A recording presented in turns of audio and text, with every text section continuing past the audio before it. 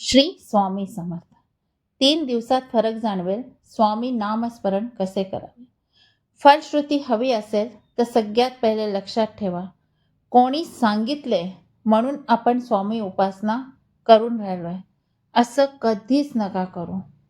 आणि नामस्मरण केलं तुरंत फलश्रुतीची आशा ठेवणे हे फलश्रुतीला आपल्याहून दूर नेते. 3 दिवसात फलश्रुती अगर तुम्हाला हवी असेल तर त्याचे काही नियम आहे. सगळ्यात पहिले म्हणजे आपण जेव्हा उदास होतो, उदास होणं म्हणजे दुःखी होणं नाही. या शब्दाचा अर्थ आहे विरक्ती. त्यांच्या मनात जिवंत राहण्याची किंवा भोगाची आस नसावी, ही विरक्ती आहे. त्यांचे पूर्ण लक्ष फक्त आपल्या ध्येयवरती म्हणजे परमेश्वरावर असावे. आणि जो पण इंद्रियांवर तुम्ही ताबा नाही मिळवणार ना, तो पण तुमची खरी साधना घडणारच नाही. ज्याप्रमाणे एखादा शेतकरी फळाची आशा धरून झाडाची निगराणी करत राहतो, तशीच आपल्याला साधना करायची आहे 3 दिवसाची. तर आपली बुद्धी जी आहे त्याच्यामध्ये आत्मसाक्षात्कार होईल किंवा ईश्वर भेटीच्या मनात इच्छा जागृत होऊन जाईल. जेव्हा आपण जगाकडून अपेक्षा सोडतो तेव्हाच आपली शक्ती अंतरंगातील ईश्वराकडे वळते. आता त्याकरता श्री स्वामी समर्थांनी आपल्याला काय बोध दिलाय की 3 दिवसाचं नामस्मरण म्हणजे काय आणि ते कसं करायचं. एकदा एक साधक स्वामींच्या दर्शनाला अक्कलकोटला आला होता. स्वामींचे दर्शन घेऊन त्यांच्याशी आध्यात्मिक चर्चा करून रात्र बरीच झाली होती. पण त्या साधकाला आपल्या मुक्कामाच्या ठिकाणी जाण्यासाठी स्वामींची आज्ञा घ्यायची होती. रात्र घोर अंधकाराची होती. त्या काळी आजच्यासारखे दिवे नव्हते. साधकाजवळ फक्त एक छोटा कंदील होता. बाहेर खूप जास्त अंधार होता. तो साधक घाबरला. त्याने स्वामींना विचारले, स्वामी, रात्र फार भयान आहे, रास्ता दिसत नाहीये. माझ्याकडे हा जो छोटा कंदील आहे त्याचा उजेड फक्त 2-4 पावलापर्यंतच पडतोय. मग मी इतक्या लांब माझ्या ध्येयपर्यंत म्हणजे माझ्या गावापर्यंत या छोट्याशा उजेडमध्ये प्रकाशामध्ये मी कसा पोचणार आहे. तर स्वामींची जी शिकवण होती, स्वामींची अमृतवाणी, स्वामींनी त्या साधकाकडे पाहिले आणि अत्यंत शांतपणे पण तितक्याच प्रभावीपणे एक मंत्र दिला. स्वामी म्हणाले, अरे वेड्या, तुला एकदम संपूर्ण रस्ता दिसण्याची काय गरज आहे. तुझ्या हातातला जो कंदील आहे तुला पुढची 2 पावले दाखवून राहिलाय ना. मग फक्त मी तर 2 पावले पुढे टाक. तू जसाचा जसा पुढे जाशील तसा तसा कंदील सुद्धा तुझ्या बरोबर पुढे जाईल आणि त्याचा प्रकाश पुढे जाईल आणि तुला तुझा पुढचा मार्ग दाखवत राहिले. तर स्वामींनी यातून जीवनाचे आणि साधनेचे मोठे गुपित सांगितले आहे. ते म्हणाले, एक एक पाऊल टाकत राहिलास तर अंधार आपोआप मागे पडेल आणि तू तुझ्या लक्ष्यपर्यंत पोहोचशील. संपूर्ण रस्ता एकदम दिसावा हा तुझा अहंकार आहे आणि तुझी भीती आहे. याच्यामध्ये आपल्याला हे माहीत पडतंय की साधकाचा म्हणजे पुढचा रस्ता कसा दिसेल जर ही चिंता तुम्ही सोडून द्याल. जसा तो साधक कंदील घेऊन चालत राहिला तसेच आपण नामस्मरणाने जो नामस्मरणाचा कंदील आहे तो हातात धरून आपल्याला चालायचा आहे.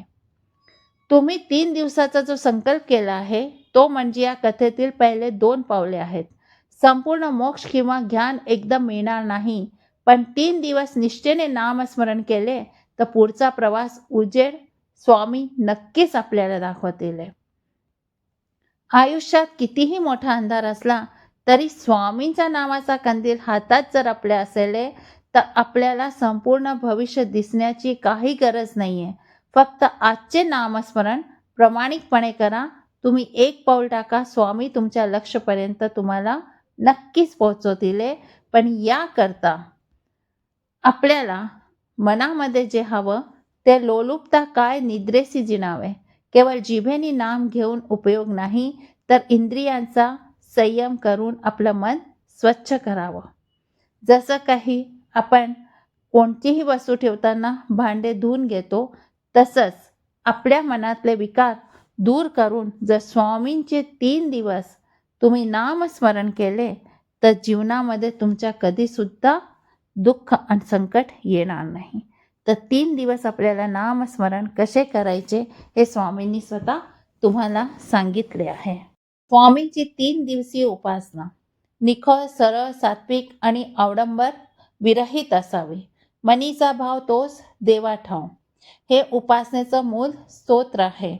आजपर्यंत अनेकदा सिद्ध झाले की आपल्या जीवनात जर फलश्रुती हवी असेल तर आपल्याला कोणत्याही प्रपंचामध्ये पडायचं नाही आहे.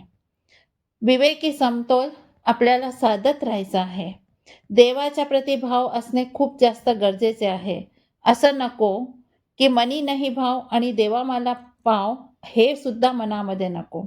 स्वामी आपल्या उपासनेच्या बाबतीत नेहमी म्हणतात ते की मुख्य मूल हवं, तुझा तूच घड, तुझा तूच वाढ, तुझा तूच जीवनाचा शिल्पकार आहे. हे स्वामींनी स्वतः आपल्याला सांगितलं आहे. म्हणून आपल्याला जर जीवनामध्ये जगायचं आहे, जीवनामध्ये आपल्याला पुढे वाढायचं आहे, तर आपल्यामध्ये कोणता भाव हवा? तर साधकाची दशा उदास असावी, आस नसावी जीवाची, सोप्या भाषेत हे सांगितलं गेलेलं आहे. इंद्रियाचा जय, वासना निरोधी, सदाकाळ बुद्धी फळावरती. जोपर्यंत तुमच्या इंद्रिय तुमच्या ताब्यात नाही येणार, तो पण तुमची खरी साधना नाही होणार. आणि त्या खऱ्या साधण्याचं तुम्ही विचार कराल की मी खरी साधना करतो, तर त्याची फलश्रुती तुम्हाला मिळणार नाही. खरी साधना तीच आहे जेव्हा तुमच्या इंद्रियांवर तुमचा ताबा असेल आणि 3 दिवसीय उपासनामध्ये करताना कुठे लक्ष इकडे तिकडे भटकलं नाही, तर ती 3 दिवसीय उपासनाची नामस्मरण आहे स्वामीचं, ते तुम्हाला फलश्रुती देऊन जाईल. ती 1 दिवसातही देऊन जाईल आणि 3 दिवसातही देऊन जाईल. आणि मन स्थिर नाही झालं तर त्याला 1 महिनासुद्धा लागू शकतो. म्हणून जर आपल्याला ही साधना करायची, 3 दिवसीची उपासना, स्वामींचं नामस्मरण, तर या वस्तूंवर, या विकारांवर ताब्यामध्ये घेऊन आपण नामस्मरण करा. नक्कीच फलश्रुती मिळेल. व्हिडिओ आवडल्यास नक्कीच लाईक, शेअर आणि सबस्क्राईब करा. भेटूया आपल्या नेक्स्ट व्हिडिओमध्ये. श्री स्वामी समर्थ. जय जय स्वामी समर्थ.